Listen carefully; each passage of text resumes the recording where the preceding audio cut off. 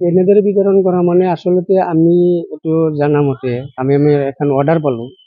Engineer ছাৰৰ পৰা এখন অৰ্ডাৰ হৈছে, 4জনীয়া কমিটি এটা কৰি দিছে। তাতে আমাৰ এছ ছাৰ আছে, আমাৰ শাখা সহায়ক আছে কৈলাশনাথ, লংকেশ্বৰ দাস, সিটো ৰিটায়াৰ হ'ল, ইছমাইল হুছেইন আছে, মোৰ নাম ইছমাইল হুছেইন। গতিকে আমি সেই অৰ্ডাৰ মতে আমি পাইছোঁ যে তাৰমানে এইটো আমি এই 4জন মানুহে এটা বুজা পৰাৰ ভিতৰত আলোচনাৰ ভিতৰত এই বস্তুটো এইখিনি ডিষ্ট্ৰিবিউট কৰিব লাগে, দিব লাগে। গতিকে আমাক জনাই যদিও তেখেতে চবখিনি কৰি পিছত আমাক জনাই যে মোক দিলে ইঞ্জিনখিনি দিম, মানে তাৰিখখিনি জনাই দিয়ে। সম্পূৰ্ণ নিজাববীয়া কৰে তেখেতে। সেইখিনি কৰি আমাক তেনেকে জনাই, আমি সেইমতে মানে আৰু উপায় নাই, আমি হ'লো তলতীয়া কৰ্মচাৰী, ওপৰৰ অফিচাৰৰ নিৰ্দেশ আমি নামানিলে আমাৰ অসুবিধা। সেই হিচাপে আমি মানে এইভাগে চলি আছো। তেওঁ নিজাববীয়াকে কাম কৰে। এতিয়া ধৰক সি আমাৰ মতে আমাক তাৰমানে কয় যদি পিছত আচলতে আমি গাইডলাইন মতে পাইছো যে তাৰমানে এই 4জনে এটা আলোচনাৰ ভিত্তিত বস্তুটো হ'ব লাগে, কিন্তু তেখেতে অকলে কৰে। এতিয়া সি সেইমতে সি নিজেই কৰি আমাক মানে খালি জনাই যে এনে কথা, ইঞ্জিন অমুক দিনে ইঞ্জিন দিম, গতিকে সেইমতে নাও মাতি দিলি হ'ল।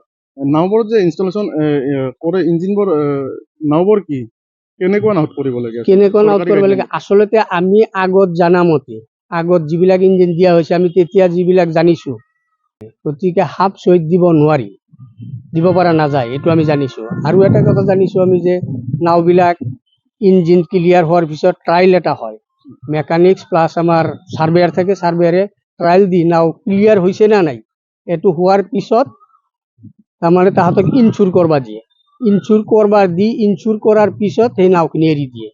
কিন্তু আমাৰ এতিয়া বস্তুটো অলপ আলিমুলি হৈ আছে।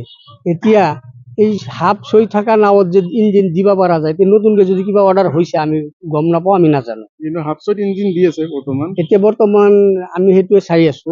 আজি যি দুখনত দিব সেই দুখন হাফ চৈ হয়, সেই দুখন হাফ চৈ হাফ চৈত দিব পাৰে। আচ্ছা, এতিয়া নাই, নতুনকে যদি আৰু অৰ্ডাৰ হৈছে আমি এইটো গম পোৱা নাই, আমাক হয়তো জনোৱা নাই, আমি নাজানো। সম্পূৰ্ণৰূপে অকলে কৰে কামখিনি তেখেতে। এতিয়া তাৰমানে ধৰক সি নিজে আমাৰ অফিচাৰ হিচাপে নিজে কামখিনি কৰি আছে, আমাক জনাই, পিছত জনাই। কাৰ্যালয়ত উপস্থিত কিমান দিনৰ মূৰত কাৰ্যালয়ত আহে? ছাৰৰ অফিচতে আৰু এটা প্ৰব্লেম আছে, ছাৰৰ 5-6টা ঘাট আছে, 5-6টা ঘাট আমাৰ ইয়াতে হয়তো সপ্তাহত 10 দিন 12 দিন এনে সপ্তাহৰ মূৰত আহি একদিন আহি আৰু 5-6টা ঘাটো আছে, সেই ঘাটো মেইনটেইন কৰিব লাগে। আমি এনেই বুলি কয় আমাৰ ঘাট 5-6টা ঘাট আছে আমাৰ, গতিকে সেইবিলাক চবে মেইনটেইন কৰিব লাগে, তেনেকে কয়। আপোনালোকৰ কিমানজন ষ্টাফ আছে? 26টা আছে, টোটেল 26টা। কোনোবা আৰু ৰিটায়াৰ হ'ল। কোনোবা আছে নেকি? ফিজিকেলি হেণ্ডিকেপ 2টা আছে। ফিজিকেল হেণ্ডিকেপ এটা চকুত একেবাৰে দেখা নাপায়। কি নাম তেখেতৰ? তেখেতৰ নাম হ'ল গণেশ দাস।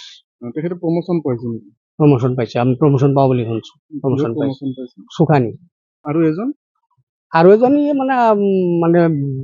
মানে হাফ মেট হেন, পাগলা টাইপ। অফিচত আহেনে তেওঁলোক? আহে, সপ্তাহত আহে, সপ্তাহত একদিন আহে। আপোনাৰ এছৰ নাম কি? শ্ৰী দীপক শৰ্মা। আচলতে আমাৰ ডিপাৰ্টমেণ্ট হিচাপে আমি তেওঁলোকক হেৰি দিছোঁ, কেপাচিটি দিছোঁ, সেই অনুযায়ী তেওঁলোকে হয়তো অভাৰলোড হৈছে। এইকাৰণে আজি ঈদ বুলি ঈদ এটা উৎসৱ হিচাপে মানুহবিলাকক অলপ হেৰি হৈছে।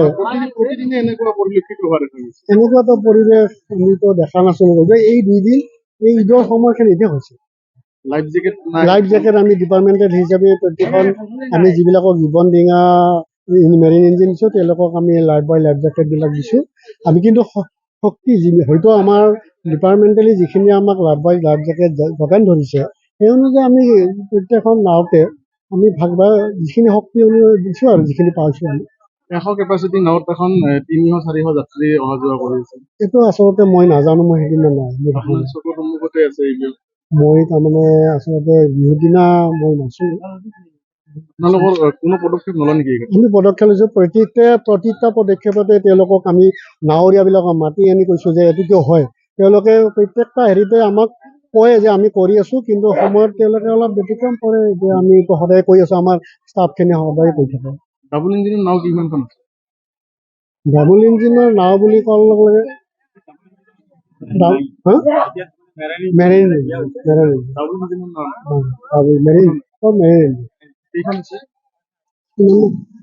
ইঞ্জিন কিমান আছে?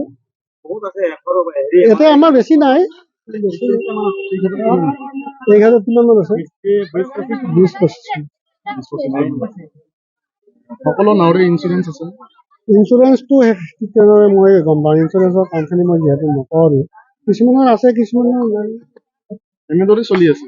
এনেকে চলে মানে যিবিলাক ইঞ্চুৰেঞ্চৰ হেৰি নাই, তেওঁলোকক আমি কিছুমান তেওঁলোকক আমি বাধা দিছোঁ, চলাব দিয়া নাই। এতিয়া কি পদক্ষেপ ল'ব? আমি বিভাগীয় হিচাপে তেওঁলোকৰ ওপৰত আমি ইনিচিয়েটিভ ল'ম, আমি বিভাগক হেৰি কৰিম আৰু তেওঁলোকক কৈ আছোঁ বস্তুবিলাক। আপোনালোকৰ চকুৰ সন্মুখতে ছিংগল ইঞ্জিনৰ নাও চলাচল কৰি আছে। চিট কেপাচিটি হিচাপে অধিক যাত্ৰী নাৱত চলাচল কৰি আছে, ইপাৰ সিপাৰ হৈ আছে, কিন্তু বিভাগীয় কৰ্তৃপক্ষৰ কোনো গুৰুত্ব আৰোপ কৰা নাই। আমি কিন্তু বাধা দি আছোঁ, আমাৰ কৰ্মচাৰীখিনি অতপ্ৰতভাৱে লাগি আছে। আমাৰ প্ৰত্যেক দিনে আমি ইয়াত ঘাটত বাধা দি আছোঁ তেওঁলোকে আমাৰ কথাবিলাক কিছুমান আওকাণ কৰি তেওঁলোকে কিছুমান কৰি থাকে, অথচ আমি তেওঁলোকক চবতে আমি বাধা দি আছোঁ, তেওঁলোকক আমি বাধা দি আছোঁ, তেওঁলোকক বাধা দি আছোঁ।